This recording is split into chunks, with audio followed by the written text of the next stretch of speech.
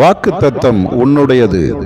கடவுள் மனிதனை நிறைவானவனாக படைத்தார். ஆனால் மனிதன் பாவம் செய்த பொழுது அந்த நிறைவை இழந்து போனான், மரணத்தை சந்தித்தான். ஆகவே வாழ்க்கை என்பது குறைவுள்ளதாகவே இருக்கிறது. ஞானத்திலே குறை, திறமையிலே குறை, ஆரோக்கியத்தில் குறை உள்ளவர்களாக இருக்கிறோம்.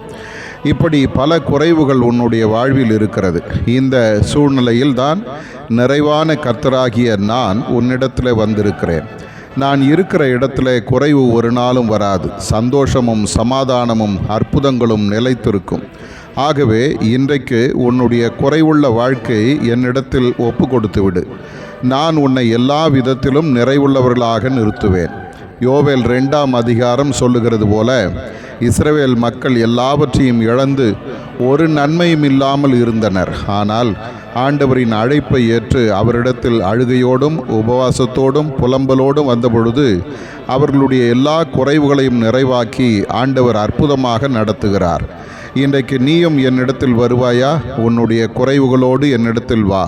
நான் உன்னை நிறைவான நன்மையை தந்து நடத்துவேன். குறைவுகள் நிறைவாகும். நான் உன்னில் வாசம் பண்ணுவேன். பயப்படாதே. ஆதார வசனம், நிறைவானது வரும்போது குறைவானது ஒழிந்து போம். 1 கொரிந்தியர் 13:10.